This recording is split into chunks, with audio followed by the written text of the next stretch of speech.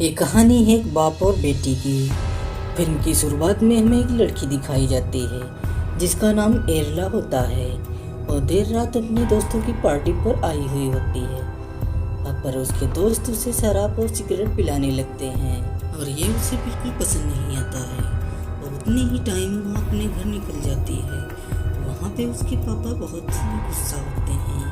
वो कहते हैं तुम इतनी रात कहाँ थी। उसके पापा उसकी कोई भी बात नहीं सुनते हैं और उसे घर के बाहर निकाल देते हैं क्योंकि वो काफ़ी देर रात में आई थी। और उसके पापा एक रात के लिए घर के बाहर कर देते हैं और कहते हैं तुम आज पूरी रात बाहर ही गुजारोगी। पापा की यह बात उसे बिल्कुल अच्छी नहीं लगती है और एरला बहुत गुस्से में होती है। वह पूरी रात घर के बाहर ही रहती है। सुबह तक पूरे हाईवे पर वह आर्ट बनाती है। आर्ट बनाते बनाते सुबह हो जाती है। सुबह होते ही वो घर वापस आ जाती है। वह उसकी मम्मी उसे गुस्सा देख उसे बाहर टहलाने ले जाती है और रास्ते में एरला मम्मी से कहती है मम्मी गाड़ी मैं चलाऊंगी, मुझे भी गाड़ी सीखनी है।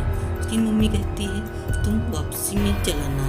जब आप वहाँ पहुँचते हैं तो सारे लोग मज़े करते हैं। एक छोटे से स्विमिंग पूल में दोनों मम्मी और बेटी नहाते हैं। फिर वहाँ से वो लोग निकल पड़ते हैं। उधर से जब आते हैं तो एरला ही ड्राइविंग करती हुई आती है। उसकी मम्मी उसे ड्राइविंग सिखाती रहती है और आते आते जब एक रास्ते में पत्थर पड़ता है तो एरला कहती है मम्मी जाओ पास बताओ जाके ताकि वो आराम से गाड़ी निकाल सके। जब वह गाड़ी निकालती है तो एक बार उसका क्लच से पैर हट जाता है और मम्मी के ऊपर गाड़ी चढ़ जाती है। इससे उसको काफ़ी ज़्यादा चोट आ जाती है। वह पानी डालती है और होश में लाने की कोशिश करती है पर वो काफ़ी ज़्यादा चोट में पहुंच गई थी। तो एरला वहीं से कार में बैठाती है और खुद ही ड्राइविंग करते हुए लाती है और वो आराम से हॉस्पिटल पहुंच जाते हैं। हॉस्पिटल में आते ही मम्मी को इलाज चालू होने लगता है।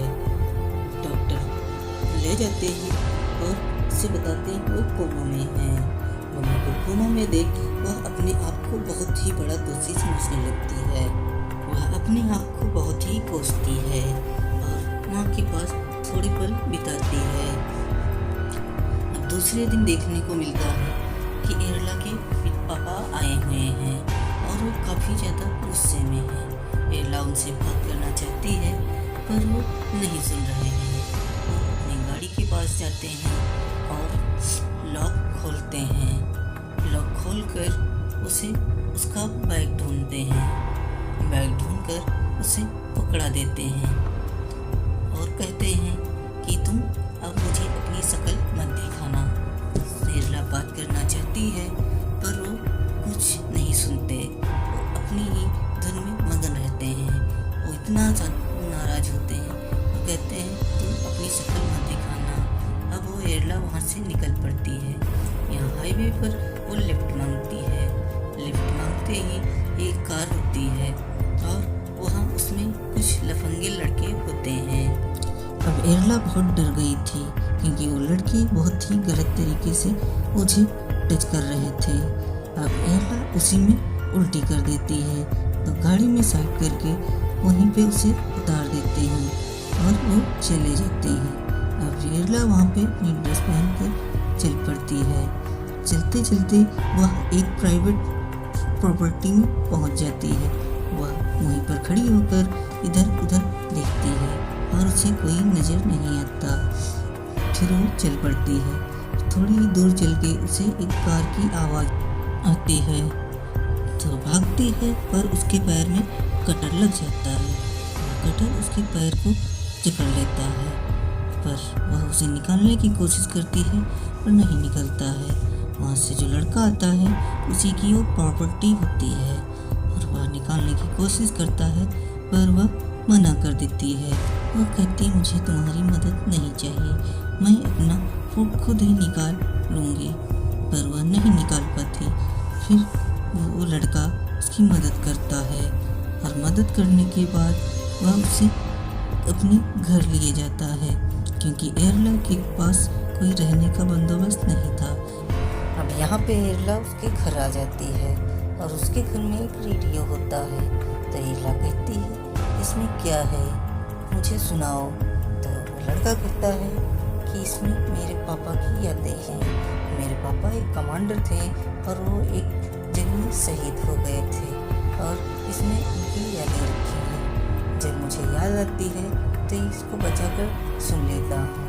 यह एरला सुनकर बहुत ही खुश होती है और दोनों अट्रैक्ट होने लगते हैं और एरला उसको किस करती है।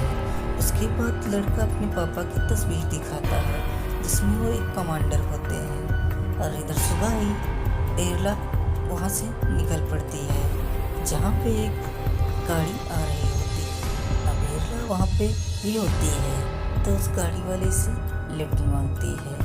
जो लिफ्ट मांगते ही गाड़ी रुक जाती है और उसमें वह एक आदमी होता है जो हेलो डियर कहता है। वो एरला को बहुत ही बुरी नज़र से देखता है और फिर वो वहाँ से निकल पड़ता है और इधर एरला के पापा भी उसे ढूंढने में लग जाते हैं और वह उधर ही घने जंगलों में आ जाते हैं जहाँ पे एरला आई हुई थी। पापा के साथ एरला की छोटी बहन भी होती है जो उन्हें लोकेशन बताती है। अब वो वहाँ पर ढूंढते ढूंढते वहीं पहुँच जाते हैं जहाँ पर वो प्राइवेट प्रॉपर्टी का बोर्ड लगा हुआ होता है। अब वहाँ पे वो एक एरला को फ़ोन लगाने की कोशिश करते हैं पर वह फ़ोन नहीं उठता तो वो वहीं पर खड़े रहते हैं और प्राइवेट प्रॉपर्टी को फ़ोन भी लगाते हैं पर वहाँ से कोई उनका फ़ायदा नहीं।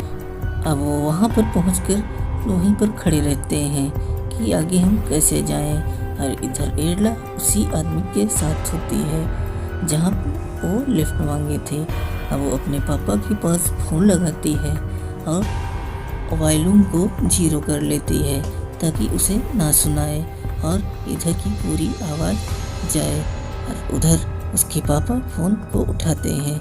अब वो फ़ोन उठा तो लेते हैं पर आवाज़ नहीं आती है। वो तुरंत ही गाड़ी स्टार्ट करते हैं और निकल पड़ते हैं ढूंढने के लिए क्योंकि उसमें लोकेशन पता हो जाती है और वो ढूंढते ढूंढते पहुंच जाते हैं वहीं। और इधर वो एरला को शराब पिलाता है, शराब पिलाकर से नशे में लाता है और एरला से अट्रैक्ट होने की कोशिश करने लगता है। और इधर उसके पापा वहाँ तक ढूंढते ढूंढते पहुँच जाते हैं तो वो वहाँ से अपनी गाड़ी को लेके भाग जाता है। एरला उसमें से कूद लेती है। पापा वहाँ पहुँचते हैं तब एरला से मिलते हैं। वो दोनों वहाँ पे मिलकर यहाँ आ जाते हैं। यहीं पे इस कहानी का समाप्त हो जाती है।